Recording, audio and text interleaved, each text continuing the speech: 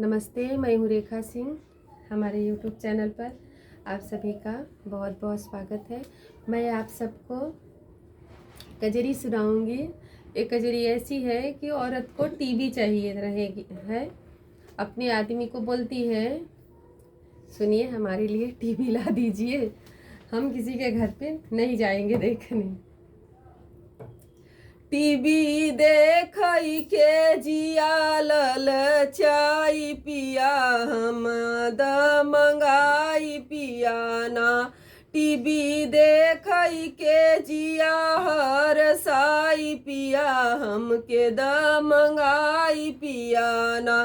भवा देश का विकास चारु ओरी बा प्रकाश, भवा देश का विकास चारु ओरी बा प्रकाश। काहे केहू के घरे देखई हम जाई पिया, हम के द मंगाई पिया ना। टीवी देखई के जिया रसाई पिया, हम के द मंगाई पिया ना।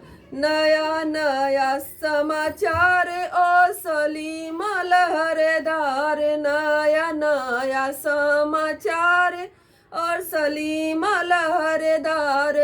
चित्रहार देखी जिया लहराई पिया, हम के द मंगाई पिया ना। चित्रहार देखी जिया हराई पिया, हम के द मंगाई पिया ना। टीवी देखई के जिया हरसाई पिया, हम के द मंगाई पिया ना। कृष्ण लीला की कहानी देखी बनौबै जिंदगानी, कृष्ण लीला की कहानी देखी बनौबै जिंदगानी। ओम नमः शिवाय देखी भरम मिटाई पिया, हम के द मंगाई पिया ना।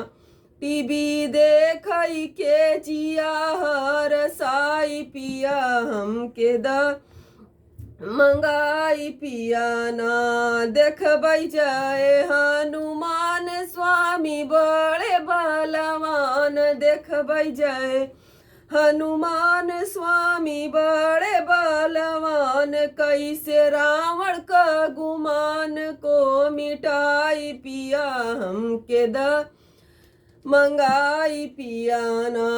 कैसे रावण के गुमान को मिटाई पिया, हम के द मंगाई पिया ना। टीवी देखई के जिया हरसाई पिया, हम के द मंगाई पिया ना। धारावाहिक कुमकुम भाग्य आलिशान कुंडली भाग्य, धारावाहिक कुमकुम भाग्य आलिशान कुंडली भाग्य। घर में बैठ के क्रिकेट अब देखाई पिया, हम के द मंगाई पिया ना। घर में देखी के घर में बैठ के क्रिकेट अब देखाई पिया, हम के द मंगाई पिया ना। टीवी देखई के जिया हरसाई पिया, हम के द मंगाई पिया ना।